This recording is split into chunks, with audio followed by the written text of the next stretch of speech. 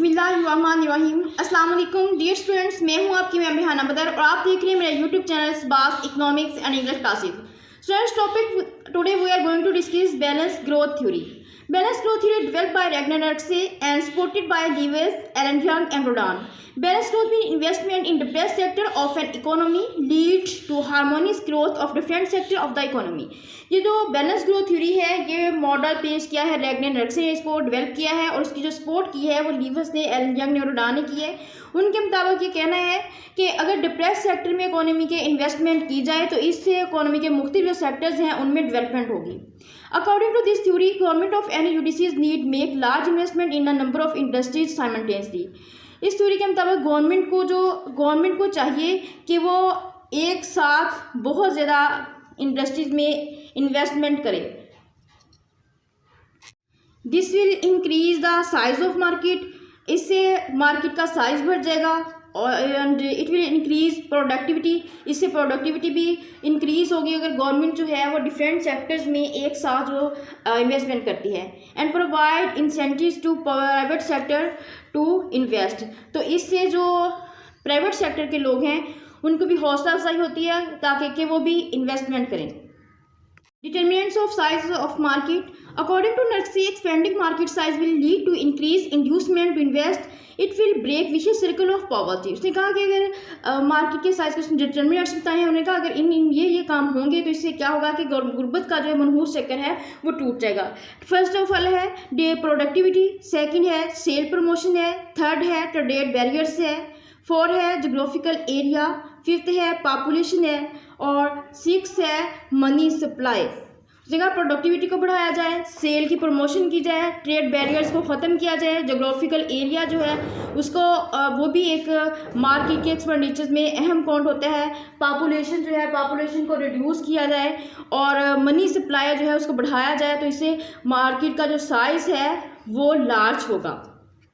According to Nurse, UDCs should be increase their productivity and enlarge the market size by export. Nurse का ये भी कहना है कि UDCs को चाहिए कि वो प्रोडक्टिविटी को बढ़ाएं अपनी को और एक्सपोर्ट करें। एक्सपोर्ट्स करने से उनकी मार्केट का साइज जो है वो इनलार्ज होगा। नेक्स्ट ने प्राइमरली फोकस्ड ऑन प्रोडक्टिविटी, वो सबसे ज़्यादा फोकस जो है प्रोडक्टिविटी पे देता है। In balance growth theory growth rate of consumption income and invest should be equal. Next का कहना है कि कंजम्पशन का इनकम का इन्वेस्टमेंट जो है वो इक्वल होने चाहिए, यानी कि C consumption is equal to Y income and is equal to Y investment, इनको इक्वल होना चाहिए। नेक्स्ट ये कहते हैं balance growth theory tackle demand side problem, ये डिमांड साइड की प्रॉब्लम्स को टैकल करती है। Balance growth is a dynamic and elastic model, ये एक मुतहर्रिक और फ्लेक्सिबल मॉडल है। This theory applicable in UDCs, और ये मॉडल जो है वो अंडर डेवलपिंग कंट्रीज़ के लिए बनाया गया है, डेवलपिंग या अंडर डेवलपिंग कंट्रीज़ के लिए बनाया गया है। Investment is necessary to overcome indivisibility on both demand and supply side. उसका कहना है कि इन्वेस्टमेंट जो है डिमांड और सप्लाई साइड पे जो प्रॉब्लम आती है उनको हल करने के लिए जो है वो इन्वेस्टमेंट जो है वो बहुत ज़्यादा ज़रूरी है।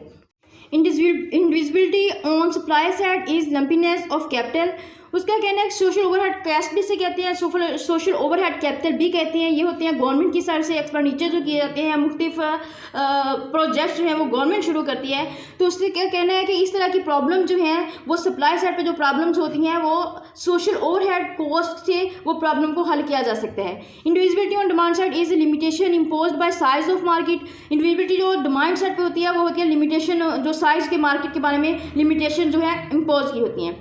नेट के use big push theory of Rodan for three indivisibilities, Nurkse ने भी रोजेनस्टीन रोडान की तरह जो है थ्री इंडिविजिबिलिटीज उसने पेश की हैं, वो उससे ये हारमोनियस है उसका ये चीज़ जो है उसका मॉडल जो है इस सिलसिले में कि इसने भी थ्री इंडिविजिबिलिटी पेश की हैं।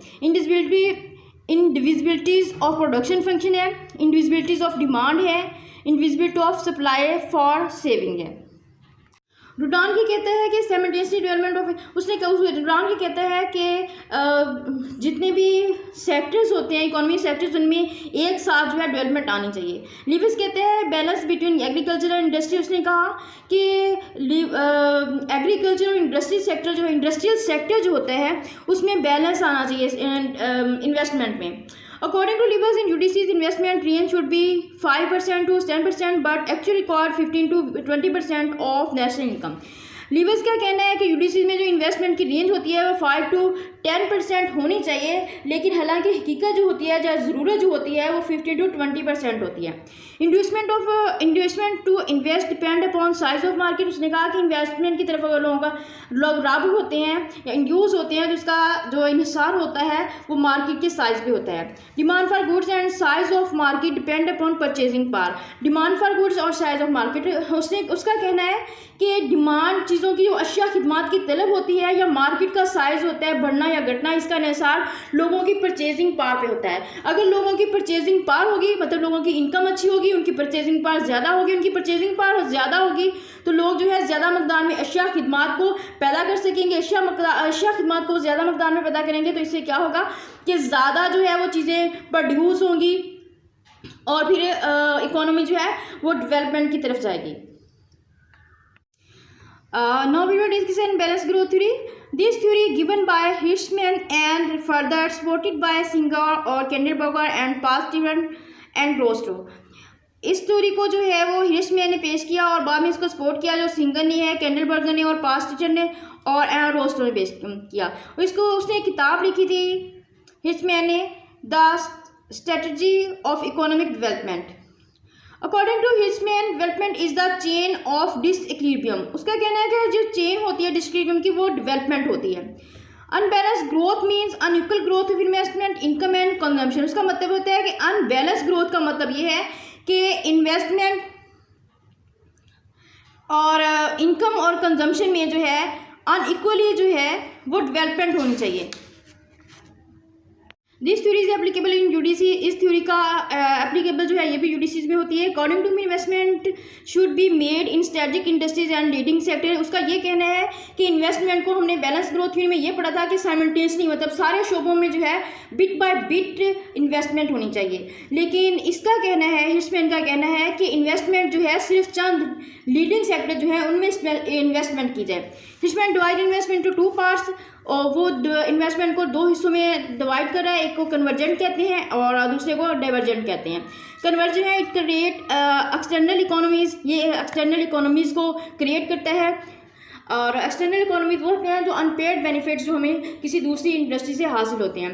It is profit motive and undertaken by the private entrepreneur. इसको जो है वो प्राइवेट एंटरप्रेन्योर जो हैं वो भी इसको कर सकते हैं इस सरमायाकारी को अडॉप्ट कर सकते हैं। It included directly productive activities, expenditures on final production और डाइवर्जेंट को देखते हैं इसमें it creates less external economies, इसमें लेस एक्सटर्नल इकोनॉमीज होते हैं। It is helpful in social welfare and undertaken by government. इसमें ये होता है ये गवर्नमेंट जो है वो जैसे सोशल ओवरहेड कैपिटल है, इसमें गवर्नमेंट जो है सोशल ओवरहेड कॉस्ट है इसमें क्या करती है गवर्नमेंट इन्वेस्टमेंट करती है। तो इसमें ये क्या होता है कि ये सोशल वेलफेयर के लिए होती है, इस पर गवर्नमेंट करती है और इसमें जो है लेस एक्सटर्नल इकोनॉमीज होती हैं और इंड्यूस सोशल ओवरहेड कॉस्ट होती है इसमें एक्सपेंडिचर ऑन नॉर्वे, जैसे कि रेलवे पर एक्सपेंडिचर्स करना है गवर्नमेंट जो होती है, जैसे रेलवे पे एक्सपेंडिचर करना है या किसी स्कूल पे या किसी सरकारी हॉस्पिटल पे जो है एक्सपेंडिचर करना है, तो ये सारे जो हैं डाइवर्जेंट होते हैं।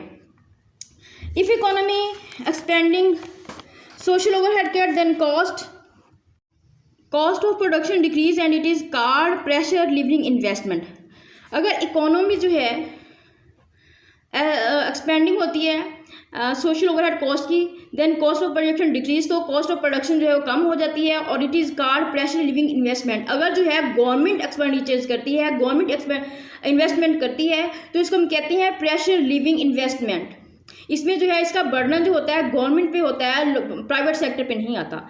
If expanding DPA the cost of production increase and it is called pressure creating investment. अगर जो है प्राइवेट सेक्टर में जो है वो इन्वेस्टमेंट प्राइवेट सेक्टर की तरफ से की जाती है, प्राइवेट सेक्टर जो है प्रोडक्टिव एक्टिविटीज़ जो हैं वो डायरेक्टली जो है प्राइवेट सेक्टर करता है किसी भी चीज़ की फाइनल गुड पे जो एक्सपेंडिचर्स होते हैं, तो इसको हम कहते हैं कि pressure creating investment.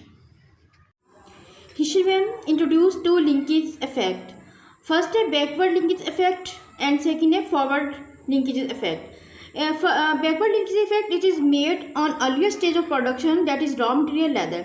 Backward linkage वो होते हैं जो किसी भी फर्म को, किसी भी इंडस्ट्री को किसी चीज़ की प्रोडक्शन के इब्तदाई अर्लियर स्टेज में जो बेयर करने पड़ते हैं उन्हें बैकवर्ड लिंकेज इफेक्ट कहते हैं।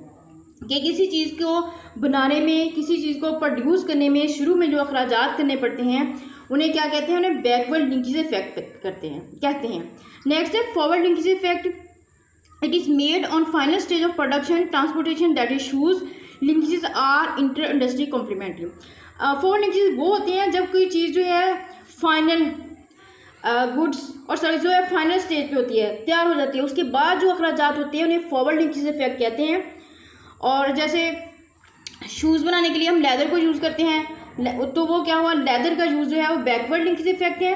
अब शूज़ बन गए हैं तो शूज़ों को जो है नेक्स्ट हमने इसको सेल करने के लिए या शूज़ जो है इसकी ट्रांसपोर्टेशन के लिए जो भी इसको कहीं से एक जगह से दूसरी जगह ले जाते हैं, इनको अपनी अशिया को, इन प्रोडक्ट्स को जो है अपनी तैयार करदा को, तो उसके लिए जो भी अखराजात होते हैं या जो भी इफ़ेक्ट्स होते हैं उन्हें फॉरवर्ड लिंकेज इफेक्ट कहते हैं। और linkages are inter industry complementary.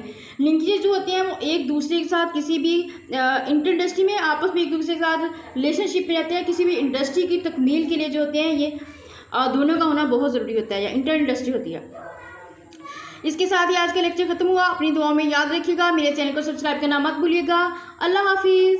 दुआओं में याद रखिएगा।